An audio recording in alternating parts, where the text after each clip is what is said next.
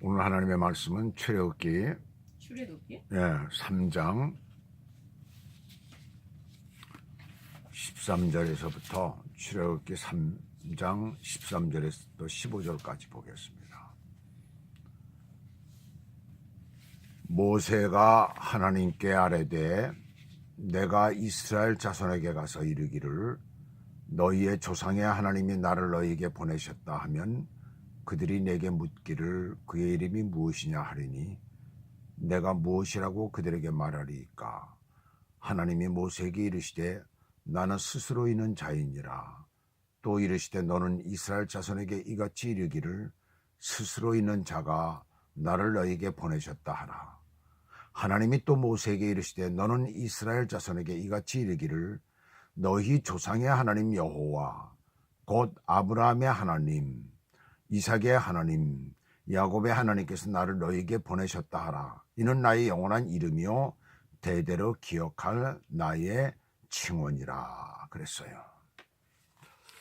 자, 어제 히브리서 7장 우리가 21절을 보면서 주께서 맹세하시고 뉘우치지 아니하시니니 에서 이 주께서라는 말은 시편 110편 4절에 나오는 여호와는 맹세하고 해서 그 여호와를 주께서로 이렇게 인용을 했다라고 그렇게 말씀을 드렸어요. 그런데 그 여호와에 대해서 좀 더 자세히 말씀드릴 필요가 있어서 그래서 오늘은 이제 출애굽기 3장을 함께 보도록 하였습니다. 그래서 이제 13절을 다시 보시게 되면 모세가 하나님께 아뢰는 그런 장면이 나오죠.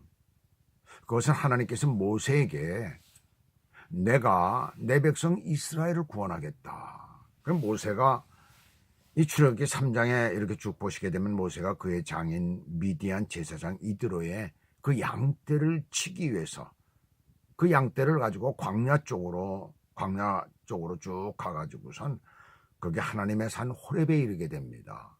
호렙은 신의 산을 말하고 있지요. 신의 산의 다른 이름입니다. 그래서 여호와의 사자가 떨기나무 가운데로부터 나오는 그 불꽃 안에서 그에게 나타나시는 거예요. 너무나 신기해가지고 모세가 이게 도대체 뭐냐라고 하면서 여호와의 사자가 나타나는데 이 불꽃이 떨기나무 가운데 이 불꽃 그런데 떨기나무가 타질 않는 거예요. 너무나 신기해가지고 당황할 때 그때 여호와께서 그가 보려고 돌이켜오는 것을 보시고 하나님이 떨기나무 가운데에서 그를 부르시죠. 모세야 모세야. 그러면서 신을 벗으라고 하죠. 모세가 그 하나님의 그 영광 그 앞에서 말이죠. 보지를 못하고 말이죠. 눈을 막 가리고 막 이럽니다. 그때 여호와께서 이르시되 내가 애굽에 있는 내 백성의 고통을 내가 분명히 보고 내가 그들의 기도 소리를 내가 들었다 라고 하면서 내가 그들을 잊지 아니해서 이렇게 너에게 나타났다라고 하시면서 말씀을 하십니다. 그 백성에게 가서 그 종살이에서 내가 구원하시겠다라고 그렇게 말씀을 하시면서 그렇게 전하라라고 하시죠.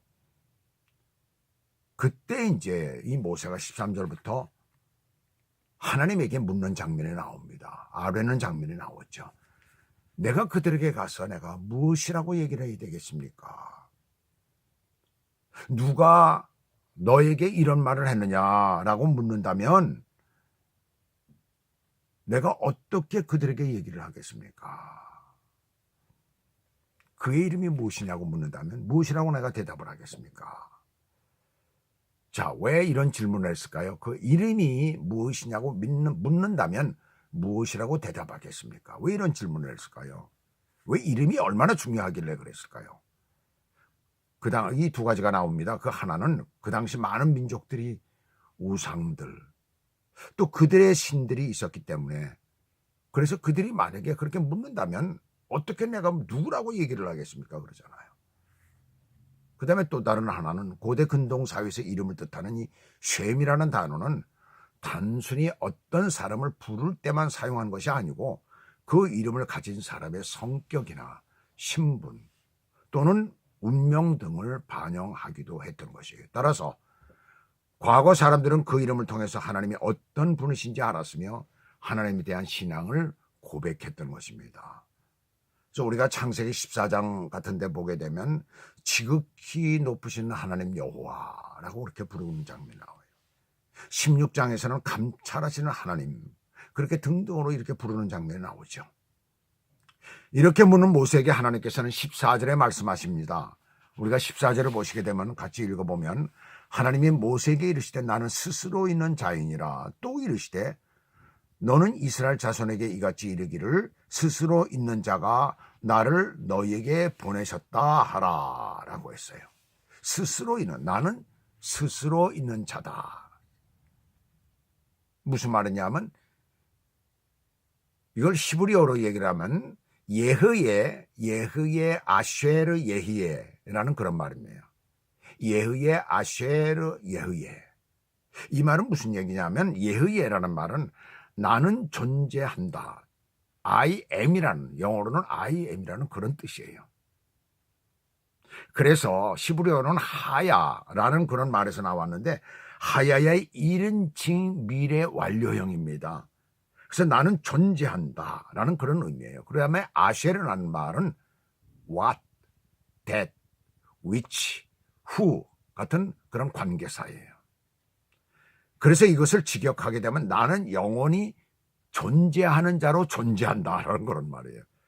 결국 이 말을 의역하게 되면 나는 스스로 존재하는 자라는 그런 뜻입니다. 우리는 여기서 이 본문을 보면서 하나님의 이름이 이때 비로소 모세에게 계시된 것으로 이렇게 보는 경향이 있는데 그렇게 봐서는 안 돼요. 왜냐하면 창세기 이미 4장 26절에 보시게 되면 아담이 죽은 아들 아벨 대신에 하나님께서 다른 아들을 주시죠. 다른 씨를 주십니다. 셋을 주시죠. 근데 4장 26절에 보시면 셋도 아들을 낳고 그의 이름을 에노스라 하였으며 그때 사람들이 비로소 여호와의 이름을 불렀더라 라고 이렇게 말합니다. 이미 태초부터 여호와라는 이름은 알려져 있었지만은 그 이름에 대한 진정한 뜻에 대한 신적 해석이 비로소 이 모세 때에 와서 알려지게 된 것이에요.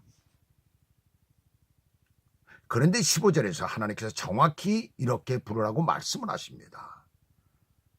그래서 오늘 이 15절을 보시게 되면 하나님이 또 모세에게 이르시되 너는 이스라엘 자손에게 이같이 이르기를 너희 조상의 하나님 여호와 곧 아브라함의 하나님, 이삭의 하나님, 야곱의 하나님께서 나를 너희에게 보내셨다 하라. 이는 나의 영원한 이름이요 대대로 기억할 나의 칭원이라 라고 말씀하십니다. 그래서 개역 개정 성경, 우리가 지금 보는 성경에서는 너희의 조상의 하나님 여호와 라고 하면서 아브라함의 하나님, 이삭의 하나님, 야곱의 하나님이라고 이렇게 되는데 옛날 성경에 보시게 되면 아브라함의 하나님, 이삭의 하나님, 야곱의 하나님 여호와라 하라 그랬어요. 그래서 끝에 붙였었어요. 여호와라는 이름. 근데 요즘 성경은 앞에, 지금 우리가 보는 성경은 앞에 부분에 여호와라는 이름을 붙였습니다. 그래서 한마디로 여호와라라고 부르라고 그렇게 말씀을 지시하시는 것을 우리가 여기서 보게 됩니다. 자, 이 여호와라는 말은 유일하신 하나님만을 가리키는 고유 명사예요. 그래서 히브리어는 자음만 있을 뿐 모음이 없었기 때문에 이것을 표기하는데 이견이 많았었습니다. 또한 거룩한 이름을 함부로 부를 수 없다고 해서 여호와라는 그런 글자가 나올 때마다 그들은 나의 주, 그래서 아도나이라는 이름을 거기다 붙였던 것이에요. 그래서 아도나이라고 불렀어요. 그래서 오늘날에도 영어 성경도 해석된 거 보면은 번역되어져 있는 것을 보면은 거기에 나의 주라고 이렇게 붙이는 경우들이 많이 있습니다. 그런데 킹 제임스 버전이나 이런 성경 같은 데 보게 되면은 그렇게 부른 경향들이 있는데 또 다른 성경에서는 그렇게 부르질 아니하고 여호와로 번역해서 불렀고 우리 한글 성경도 여호와로 제대로 번역해서 지금 부르고 있습니다. 옛날에는 그렇게 부르지를 못했었다는 얘기죠. 함부로 쓰지도 못했어요. 그래서 그들이 여호와라는 이름을 만약에 쓰게 될 때에는 그때는 붓을 빨아가지고 아주 무릎을 꿇고선 말이죠. 아주 경건한 마음으로 그렇게 여호와라는 이름을 썼었다는 얘기입니다. 오늘 우리 성경은 제대로 그것을 번역해서 지금 부르고 있어요. 영어 성경에 보게 되면은 이 여호와라는 이름을 갖다가 자호바라 그렇게 쓰여진 데도 있고 또는 예호바라 그렇게 쓰여진 데도 있고 또 어떤 데는 자회라고 그렇게 쓰여진 데도 있고 또 어떤 데는 야회라고 그렇게 부르는 데도 다양하게 표기하고 있습니다. 오늘날 한국에서는 야회라고 부르는 그런 그 목사님들도 많고 또 그렇게 가르치는 그런 경우도 많이 있습니다. 근데 이렇게 다양하게 불렀다는 얘기예요. 그런데 히브리어 맞소라 본문에 나오는 자음과 모음에 따르면은 예흐와로 이렇게 표기되어져 있어요. 그래서 예흐와라고 이렇게 불러도 됩니다. 그래서 우리는 성경 가운데 여호와로 불렀기 때문에 우리가 공동으로 성경에서 번역된 성경에서 그렇게 부르기 때문에 우리는 여호와로 부르는 게 가장 좋은 것입니다. 그렇게 부르시기를 바랍니다. 그래서 오늘 성경 여기 마지막 부분에 보시면은 이는 나의 영원한 이름이요 대대로 기억할 나의 표혼이라 그랬어요. 기억할 나의 표라는 말은 나의 기념물이라는 뜻이에요. 그래서 이 본문의 여호와라는 이름은 나의 표호다. 나의 표호다라고 지금 이렇게 말씀을 하고 계시는데 이 본문의 이 여호와라는 이 이름은 하나님께서 자기 백성을 구원, 보존하시는 근거가 되는 것이죠.